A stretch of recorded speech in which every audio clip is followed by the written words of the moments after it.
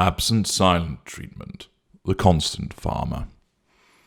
Silent treatments come in two forms. A present silent treatment, where we are in your presence and we are ignoring you, giving the cold shoulder to you, glaring at you, refusing to answer, engaging in the behaviour of the incredible sulk. And the absent silent treatment, where we march off and can't be contacted. We disappear. Calls are ignored. Attempts to find us prove fruitless. In this video, I explain to you the concept of the absent silent treatment allied with the constant farmer. Farmers are hard workers. They and us share similarities. We plough a furrow through life, unwavering and determined in our pursuit, whether conscious or unaware, of the prime aims. The life of the farmer is a full one, yet they never really have time or opportunity to connect fully with other people because they have so many demands. They till the field and broadcast the seed, tending to the various crops as they watch and wait, allowing the barley or corn, the potatoes or beet to grow to the optimum position before moving quickly to harvest them whilst the sun shines, and they can garner the very best from their endeavours. Once a particular harvest has been safely gathered in, they once would burn the stubble, and what has been built up was now cut down and razed to the ground so that it returned to the earth. Animals need to be fed, mucked out, treated for disease, and tended to when they give birth to new offspring. Buildings must be maintained, fences repaired, the weather watched, and produce sold. Cows have to be milked, sheep shorn, and pigs sold to bring home the bacon. Lambing time is a repeated battle to ensure the lambs are safely delivered, with the farmer rising repeatedly throughout the night to assist a particular ewe who may be struggling with the birth of a lamb. Having helped bring forth the lamb from the ewe being tupped to giving birth, the lamb is then sent for slaughter. Again, that which he has built up must be destroyed. It is a repeated and endless cycle, similar to that adopted by us. Albeit, many of the times the destruction is not complete, but is a temporary reduction of our appliances before they are allowed to gather strength again and harvested. It is the 10th day of a silent treatment. The narcissist has removed all contact with you and left you concerned, anxious, and bewildered. It is the 4th absent silent treatment that you have been given in as many months, and each one is a little longer than the one before. You have yet to work out and understand what this signifies, and, to the benefit of the narcissist, you remain engaged in trying to work out what is wrong, and continue to try to contact the narcissist. Your repeated messages and telephone calls all signal control to the narcissist, where you're asking about the narcissist, where you're concerned about his welfare, and even the demanding ones provide negative fuel, and the narcissist, of course, asserts control by ignoring them. The narcissist is able to also gain thought fuel, envisaging you sat there after each message has been received, the narcissist thinking about you, worried and unsettled, as you tap in another text message pleading with the narcissist to get in touch. The narcissist can picture you lying awake at night, repeatedly glancing at your phone in the hope that it will light up with a response from the narcissist. The narcissist considers that you are wondering what he is doing during this absence, and, because of who you are, the empathic victim, that your thoughts will be based upon concern. Has the narcissist fallen ill, or is it something worse? Has the narcissist suffered some bad news and become depressed? Have they become a recluse? The inquiries that you make of the narcissist's friends have proven fruitless, but then they would, since the coterie have all been briefed that you have been horrible. To the narcissist you have been smeared, and therefore they've been told not to respond to you in any helpful fashion. The fact that the narcissist has already doled out pity plays with regard to the way that you have apparently treated him means it does not take much to persuade these individuals to adopt a defensive and unhelpful setting with regard to you. When you try and approach these people, you hit a brick wall of resistance, which puzzles you all the more. You've made polite inquiry, you've been reasonable, expressing your concern about what has happened to the narcissist, yet all you're met with is shrugs, rolled eyes, shaking heads, and the retreat of members of the coterie. This causes you to become all the more confused. You ponder, is the narcissist locked away somewhere, engulfed in grief? The reality is that the narcissist is busy hoovering your predecessor. The time away from you isn't spent playing video games, watching television, or sleeping. Not at all. Just like the farmer, the narcissist is busy tending to his crops. Whilst away from you, giving you an absent silent treatment, the narcissist is engaging with various secondary sources of fuel, controlling them, tending to them, making sure that they are functioning. Time is being spent with the mistress, the intimate partner secondary source, perhaps also a second mistress who is a dirty little secret. Non-intimate secondary sources, family and friends are interacted with, and the smearing continues if they happen to ask about you. Where they ask about you are brought back upon the radar, meaning that the narcissist, seeing you as painted black, must respond in a negative fashion to assert control over you.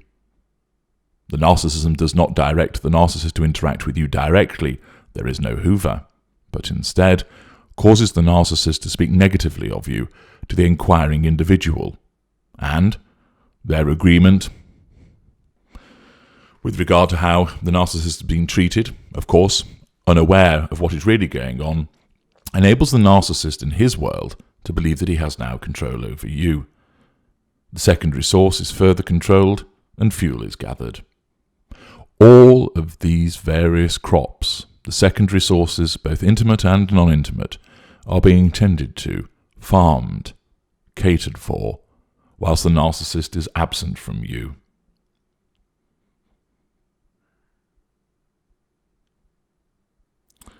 The narcissist gives each a blast of golden sunshine, dipping into the golden period for each appliance, so that their attraction to the narcissist does not wane, so that they remain under control.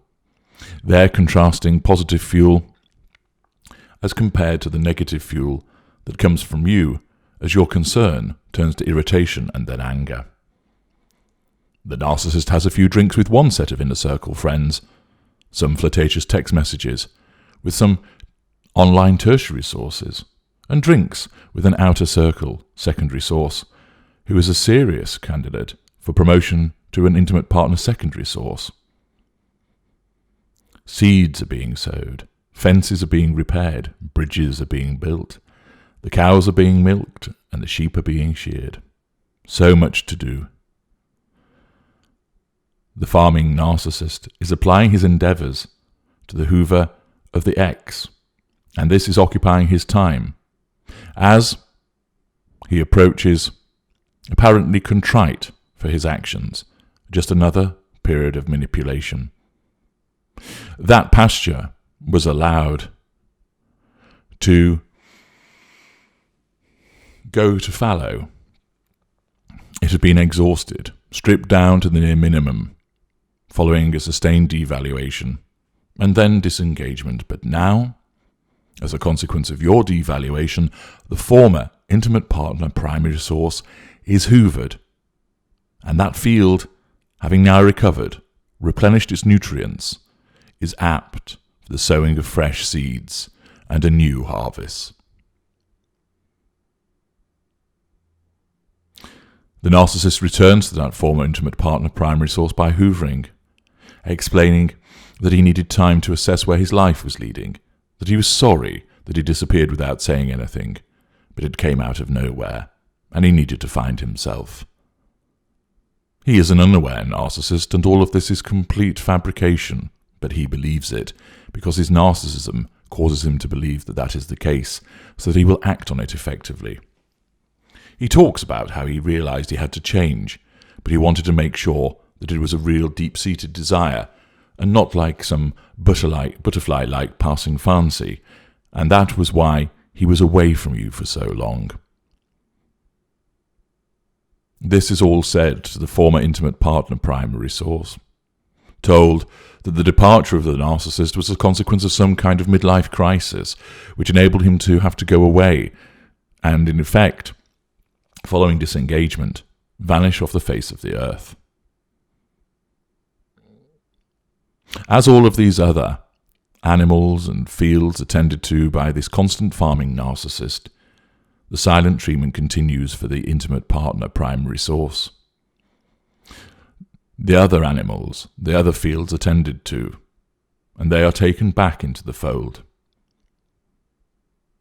The former intimate partner primary source has been hoovered and successfully, meaning that the narcissist will spend the night with her tonight, as she has already agreed to dinner. And the narcissist will take her somewhere that you do not know about, so you will not find the narcissist engaging in his infidelity. The narcissist, of course, instinctively does not want you, the current IPPS, knowing about this rekindling of the relationship with the ex. The harvest needs to be safely gathered in before the narcissist can boast about how many bushels he has collected. When the narcissist feels that there is control again over the former intimate partner primary source by the sustained hoovering of her, then the reconciliation can be announced, resulting in your disengagement.